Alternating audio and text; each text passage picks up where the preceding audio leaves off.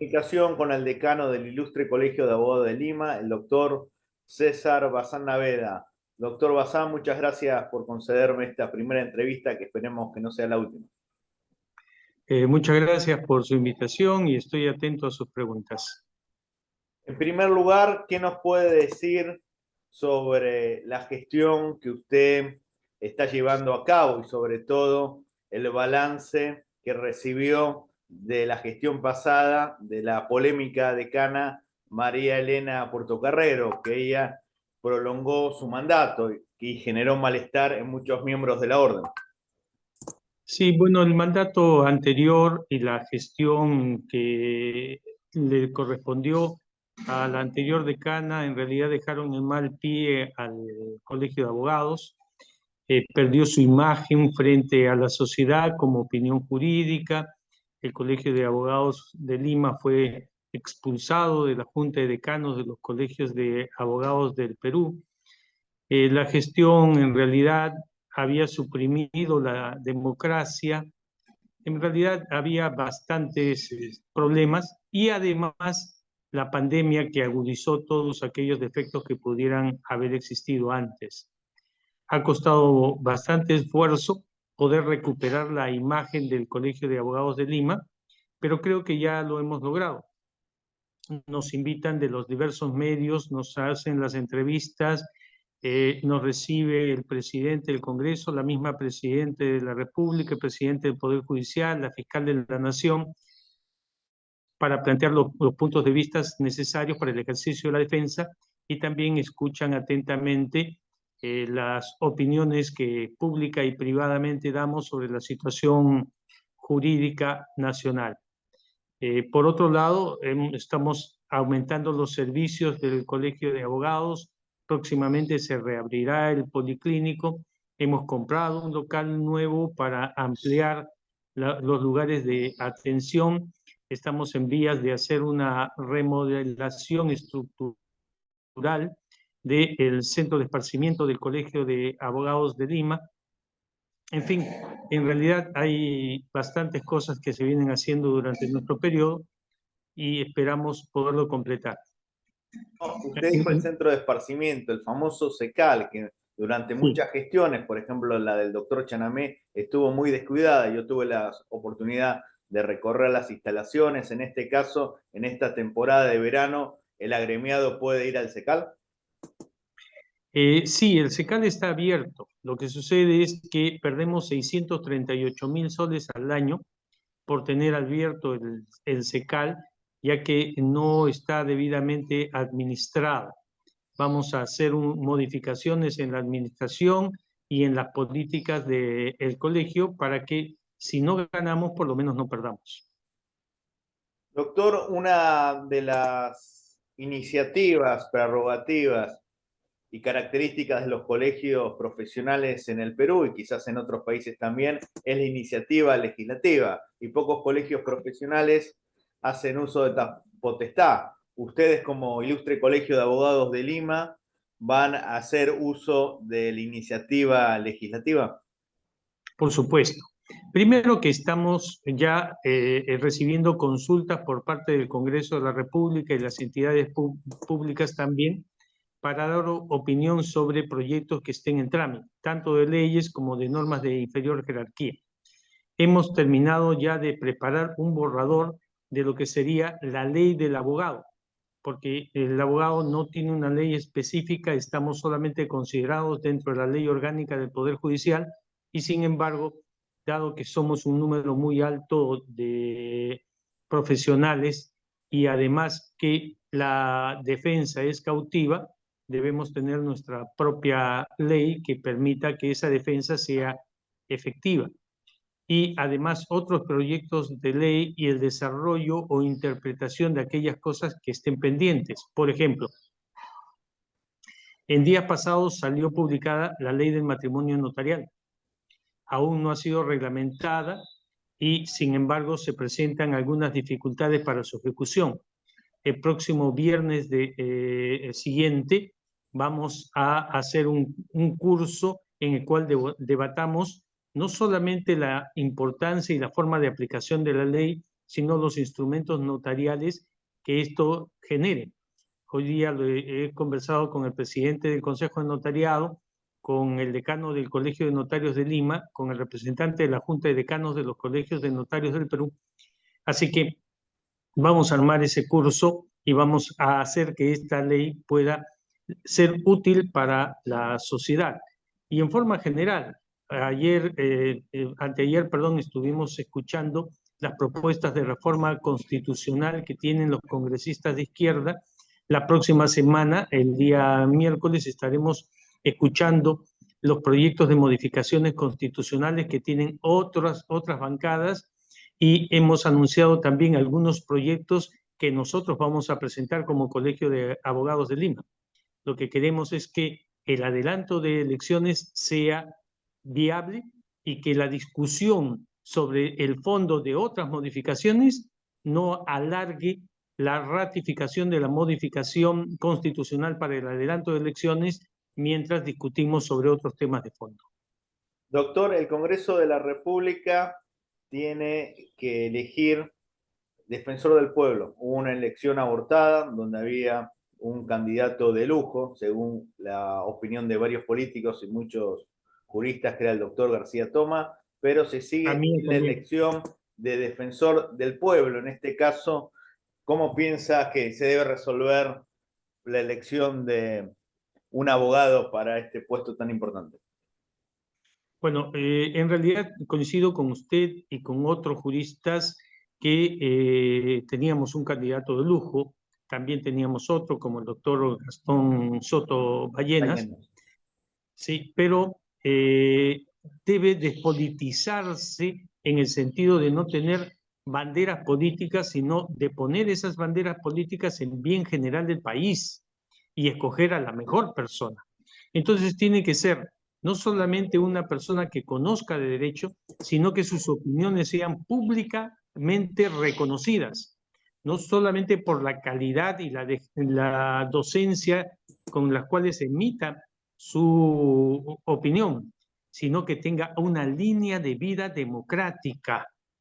Recordemos que el defensor del pueblo no tiene autoridad, su única autoridad es una autoridad moral y la fuerza y fundamentación con que expone sus argumentos.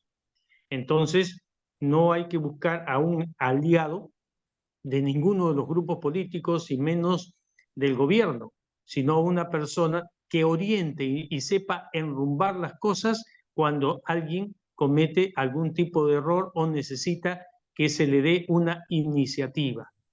Ese es el perfil de aquellas personas que deberían ser materia de presentación para ocupar el cargo de defensor del pueblo. En este caso, personalmente considero que el doctor Víctor García Toma sí reúne esas condiciones. Esperamos que otros postulantes más también las reúnan para poder escoger entre los mejores y no hacer de esta elección una campaña partidista de alguno de los grupos o sectores del Congreso de la República.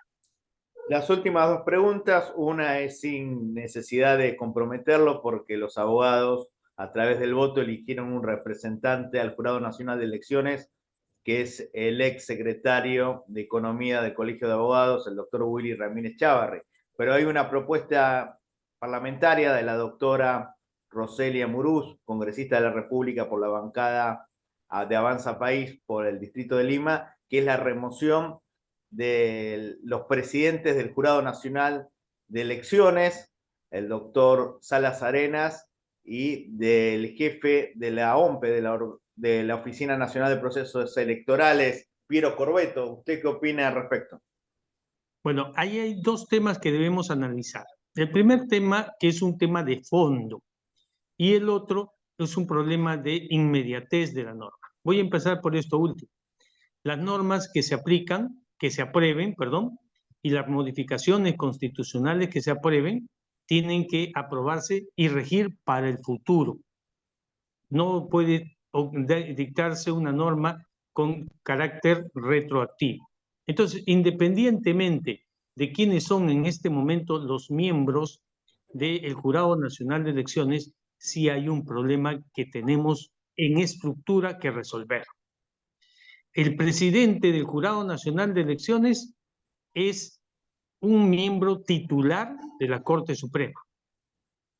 Y uno de los miembros también del jurado es un miembro titular de la Fiscalía de la Nación. La Corte Suprema y los vocales o los jueces de la Corte Suprema han sido designados para que cumplan con la función de administrar justicia. Y en razón de la autoridad que un poder de esta naturaleza tiene, se prefiere que sea un miembro de la Corte Suprema quien presida. Pero ¿por qué tiene que ser un titular? Estamos desvistiendo un santo para vestir otro santo. Es decir, si pasamos a un miembro titular de la Corte Suprema a que forme parte del Jurado Nacional de Elecciones, entonces se está disminuyendo la facultad de la Corte Suprema de administrar justicia con los mejores, con los que están capacitados, con aquellos que son los titulares y tienen la obligación de actuarlo. Hace años atrás y durante muchas constituciones de las que hemos tenido, quien presidía el Jurado Nacional de Elecciones era efectivamente un miembro de la Corte Suprema, pero no en actividad, un miembro jubilado de la Corte Suprema. Y para poner un ejemplo de un dignísimo miembro de la Corte Suprema jubilado que guió las elecciones y lamentablemente fue ejecutado, aunque no lo llegaron a matar, fue el doctor Domingo García Rada. ¿Quién podía dudar de la imparcialidad y el conocimiento del doctor Domingo García Rada? Recordemos que es el padre de los hermanos García Belaunde, uno de ellos un Claro. gran constitucionalista que es Domingo. Así es, pero el doctor Domingo García Rada tenía su propio nombre, había sido presidente de la Corte Suprema y se encontraba con las fuerzas suficientes, enfrentó en el momento de los ataques terroristas a todos los grupos, dándonos seguridad a todos los peruanos de que se actuaba con justeza en cada una de las elecciones. Tanto es así que los terroristas lo tuvieron de blanco, le dispararon al cerebro, fue herido y se recuperó a medias, porque una herida de esa naturaleza no genera una recuperación total. Tuvo que dejar el jurado, pero él era un miembro jubilado. Miren, en la Corte, en la Fiscalía de la Nación son solamente 4 fiscales titulares. Sacan a uno y se quedan solamente 3. Han sacado a la 4ª parte de la Fiscalía de la Nación para que forme parte del Jurado Nacional de Elecciones. Ahí también debe ser un fiscal supremo jubilado.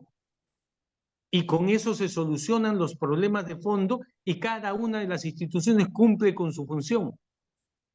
Políticamente será ya decisión del Congreso de la República. Disculpe, doctor, lo que usted explica es como el caso de los embajadores que están en situación de retiro, que pueden ser convocados nuevamente. En este caso, los magistrados jubilados o en situación de retiro podrían ser convocados para cubrir dichas vacantes. Como los miembros del ejército, Así como es. todas aquellas personas que quieren prestar sus servicios públicamente y demostrar su valía, sin perjudicar a la institución de la cual forma parte. Entonces, ¿por qué desperdiciamos a un vocal, a un juez supremo titular, cuando podemos hacer lo mismo y de repente con más dedicación con uno que ya ha sido titular y que ahora está jubilado? Nos ha mostrado la historia que sí funciona. Lo que se ha querido tal vez es descabezar un poco la Fiscalía de la Nación, porque finalmente son como 30 jueces supremos. Y en la Fiscalía de la Nación, recuerde usted, hace un tiempo atrás solamente había 3. Sacaron a 1 y con eso se manejó la elección de los fiscales supremos. No quememos esas posibilidades. El dicho es, no hay que desvestir un santo para vestir a otro santo. Entonces, cada uno en su sitio, cada uno en su función. Y si quieren hacer extensiva esta modificación para que se aplique de inmediato, eso será decisión de los congresistas al hacer las modificaciones constitucionales. Pero la propuesta del Colegio de Abogados que ya expresé hace unos días atrás es esta. y la vamos a poner en blanco y negro también cuando terminemos de escuchar y debatir con otros congresistas cuáles son sus propias propuestas. Muchísimas gracias, doctor. Esperemos poder consultarle en el transcurso del año, porque es importante escuchar la voz del Colegio de Abogados de Lima en la persona de su honorable decano. Muchísimas gracias. Que viva el Perú. Muy bien, muchas gracias. Que viva el Perú siempre.